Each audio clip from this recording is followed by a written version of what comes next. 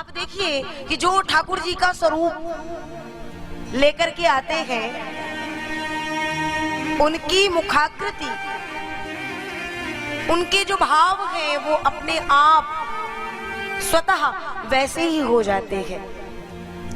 आइए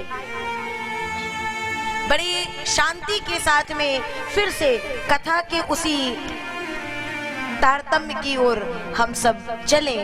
भगवान ने रास रचाया है। नारद जी ने देखा कि अरे रास भी चल रहा है, समस्त लीलाएं भी चल रही हैं, लेकिन भगवान ने जिस कारण से अवतार लिया है वह कारण अभी तक पूर्ण नहीं हुआ। समय बीतता जा रहा है। नारद जी कंस के पास गए।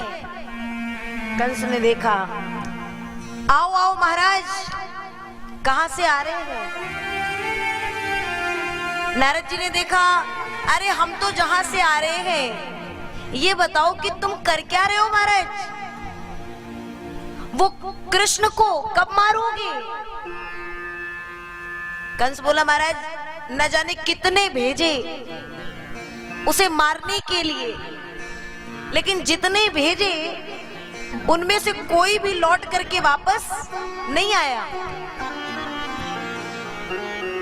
नारद जी ने कहा, मैं कुछ नहीं जानता, आज से तीसरे दिन यानी परसों उस कृष्ण का प्राणांत होते देखना चाहता हूं। और नारद जी इतना करके कृष्ण के पास आ गए और भगवान कृष्ण से भी यही बात कह दी कि प्रभु ये गैया मैया की सेवा ही करते रहोगे, ये आगे वो कारण भी पूर्ण करोगे? आज से परसों वो कंस का गोविंदाय नमो नमः कर दो सरकार। भगवान ने कहा, ए नारद, वहां क्या बोल के आए हो? नारद चरणों में गिर गए। प्रभु आप सब जानते हो, बस मेरे भाव आप समझ जाए, वो कार्य कर दे। कंस ने इधर समस्त तैयारियां कर ली हैं और सबको बुलाया, विचार किया मेले का आयोजन करूंगा, मेला देखने के बहाने से उन्हें बुलाऊंगा और मल्ल युद्ध के माध्यम से प्राणांत कर दूंगा। अपने समस्त जितने भी उनके संग के लोग हैं बुलाए और अक्रूर जी को बुलाए, इस बात को बताए और कहते, अक्रूर आपको जाना होगा। अक्रूर ने एक बार तो मना किया, क्योंकि मैं भगवान के पास जाऊं और उन्हें यहां लेकर के आऊं,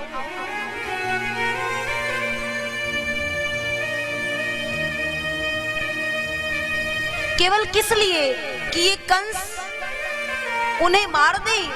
नहीं, मैं ऐसा पाप नहीं कर सकता हूं। लेकिन फिर विचार किए कि जिसकी मर्जी के बिना इस संसार का एक तिनके मात्र का कार्य नहीं हो सकता, तो यह कार्य भी उसकी मर्जी के बिना कैसे हो सकता है? और यदि मुझे कहा गया है तो इसमें कोई ना कोई ठाकुर की इच्छा है, जाऊंगा मैं। अक्रूर चलने को तैयार हो गए, रथ तैयार कर रहे हैं। अक्रूर जी को बड़ा समय लगा है रथ तैयार करने में और मथुरा से ब्रज आने में। कुछ पलों के लिए पूर्ण रूप से कथा की ओर ध्यान अग्रसर करेंगे, क्योंकि यह वो भाव है जो कि बिना समर्पित भाव के आनंद आने वाला नहीं है। अक्रूर रथ तैयार कर रहे हैं और विचार कर रहे हैं, जिन पायन के पादुक भरत रहे मन लाए।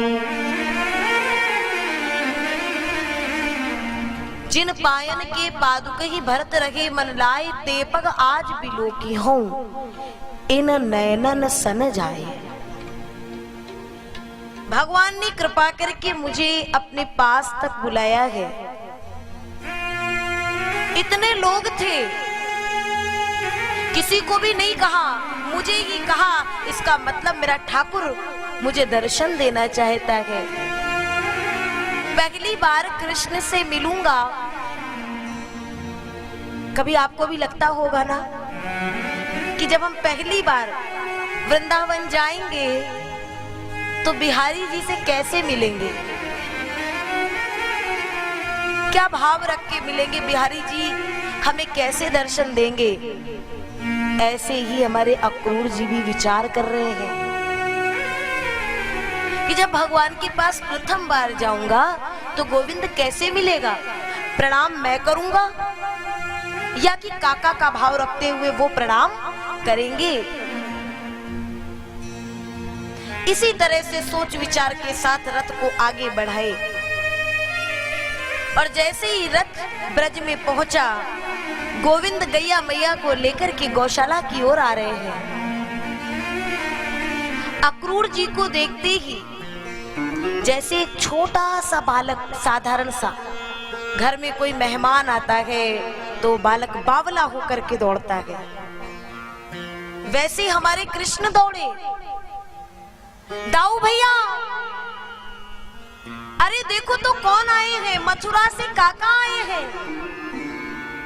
और दोनों भाई उस बाल्यावस्था में, बालपन में दौड़े हैं।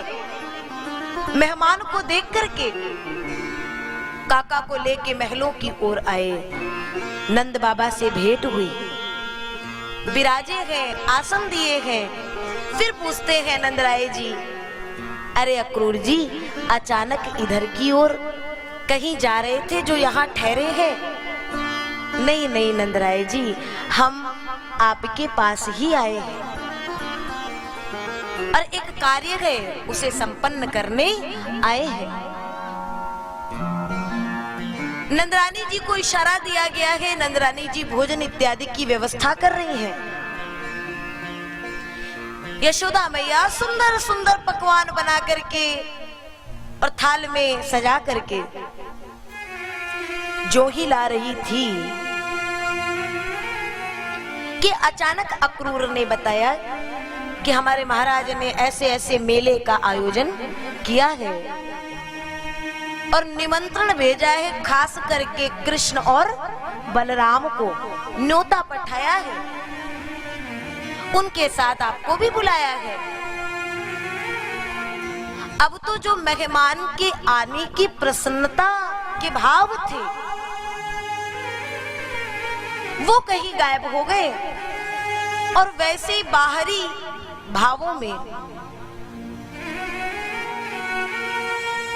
यशोदा मैया आई है, भोजन तो करा दी। नंदराय जी ने कहा हमें प्रातः जाना है, सब अपने अपने कक्ष की ओर चले, शयन करेंगे, प्रातः यहाँ से विदा लेनी है। लेकिन ये क्या, कृष्ण आज कक्ष में गया है। पलंग पे देखा तो पलंग सूना है, मां नहीं है। कृष्ण दौड़ करके बाहर आया, मैया मैया कह करके पूरे के पूरे नंद महल में डोले, कहीं मां नहीं मिली। फिर आंगन की ओर आए, चारों ओर घूमे तो एक खम्भ में टेक लेकर के वो मैया बैठी हुई है। कृष्ण गए, मैया अरे जल्दी चल मैया, हमें शयन करना है, तेरे बिना मुझे नींद नहीं आती है माँ, और प्रातः मुझे विदा भी देनी है, चलना जल्दी। लेकिन माँ ने कोई उत्तर नहीं दिया। कृष्ण माँ के समक्ष बैठ गए और जरा सा अपने छोटे छोटे हाथों से माँ के मुख को ऊपर किए ना, तो पूरा का पूरा मुखमंडल आंसुओं में डूबा था। नेत्रों से झरझर आंसुओं की धार बह रही थी। कृष्ण ने कहा, माँ ये क्या है? मैया कहती है, ए लाला, तू अपनी इस मैया को छोड़ के चला जाएगा? अभी अभी तूने कहा है ना कि मुझे तेरे बिना नींद नहीं आती माँ। तो जब तू मुझे छोड़ के चला जाएगा तो सोच तेरी माँ कैसे रहेगी। मत जा कनुए, तेरी माँ तेरे बिना एक पल नहीं रह पाएगी। कृष्ण ने देखा कि माँ का भाव इतना अधिक। अरे मैया, तू तो ऐसे कह रही है जैसे मैं सदा के लिए जा रहा हूं, शीघ्र लौट के आऊंगा। लाला, तेरा शीघ्र कब होगा पता नहीं,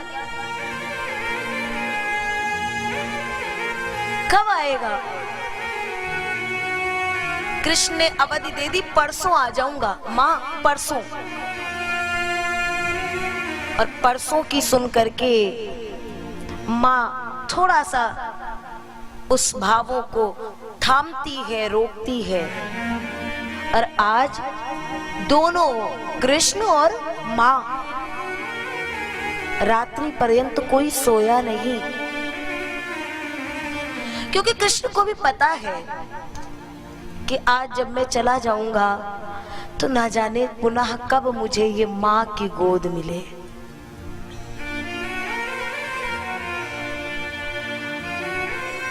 रात्रि बीत गई, प्रातः हुई। पूरी की पूरी समस्त ब्रजांगनाएं, गोपियां नंद महल के द्वार पर आ गई हैं और कहने लगी, अरे कौन है वो अक्रूर जो आज हम सबके लिए क्रूर बन करके आए हैं और हमारे प्राण धन श्री कृष्ण को हमसे दूर करने आए हैं। कृष्ण दौड़ के आए, अरे गोपियों, हमारे काका जी हैं, ऐसे नहीं कहते हैं। होंगे आपके काका कृष्ण, जो आपको हमसे दूर कर दे वो तो हमारा सबसे बड़ा बैरी है, शत्रु है। एक कन्वे, बताओ यहाँ से जाकर के क्या तुम हम गोपियों के बिना रह लोगे, या कि कृष्ण हमारे प्रेम में कोई कहीं कमी रह गई है? गोपियों के इन भावों को सुन के कृष्ण कुछ कह नहीं पाया और किशोरी राधा को लिया है और कुछ दूर पे ले जाकर के कहता है, राधे,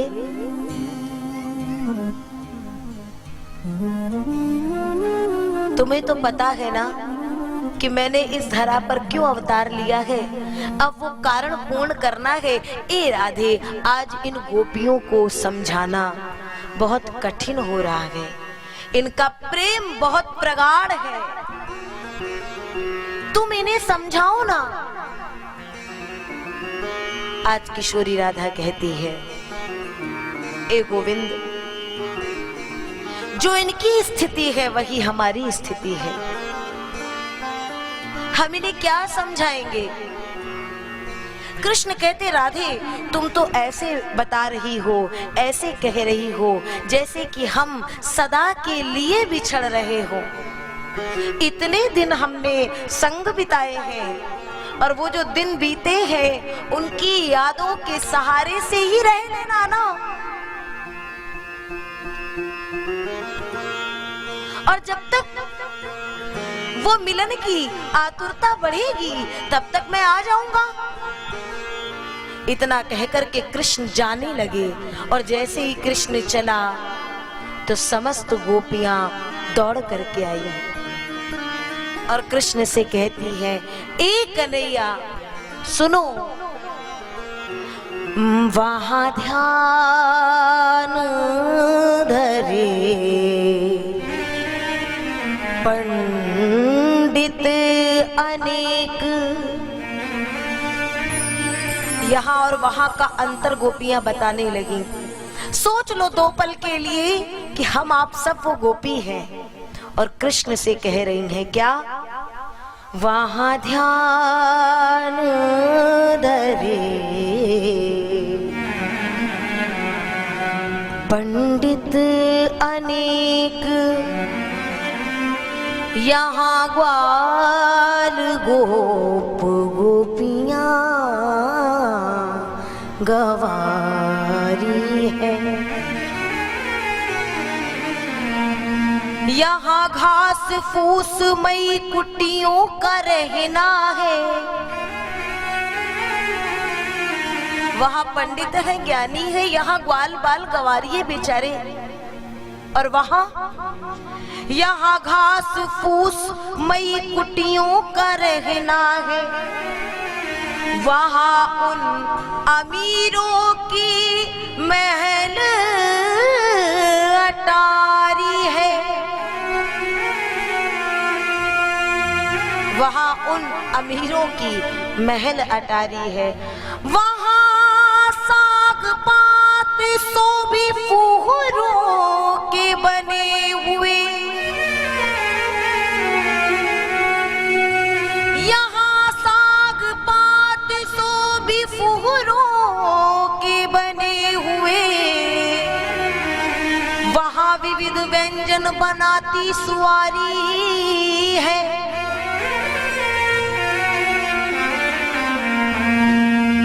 रहियो बिहारी ए रुचि रही बे तुम्हारी जहाँ, पर रही याद इतना कि हम भक्ति के भिखारी है।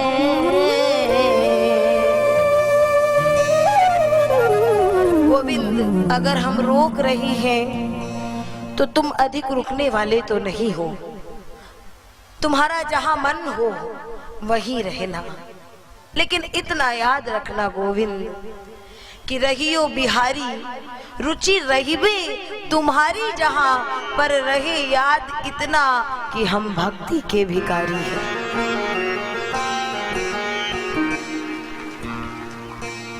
हमें कभी भूल न जाना गोविंद, तुम्हारे लिए बहुत भक्त हैं, लेकिन हमारे लिए केवल एक बिहारी तू ही है।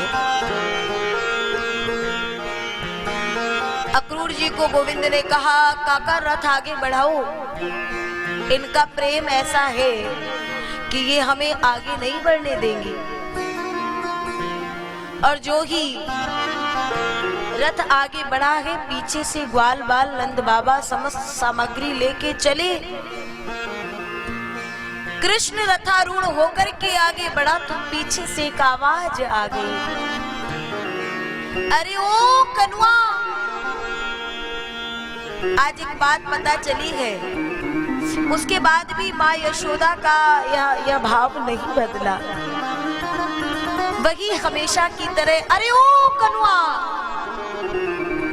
कृष्ण ने देखा माँ आ रही है, रोते रोते धड़ाम से पृथ्वी पर गिर गई। कृष्ण ने रथ से छलांग लगा दी। माँ क्या हुआ?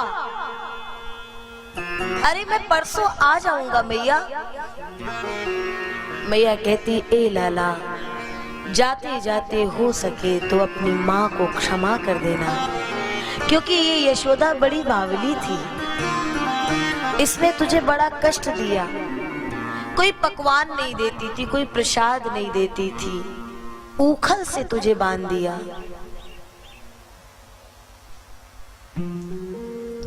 लेकिन ये सब जो मैंने किया वो अपने लाल के साथ किया। मुझे नहीं पता था कि जिस कृष्ण को मैं अपना लाला कहती हूँ, समझती हूँ, वो तो किसी और का लाल है।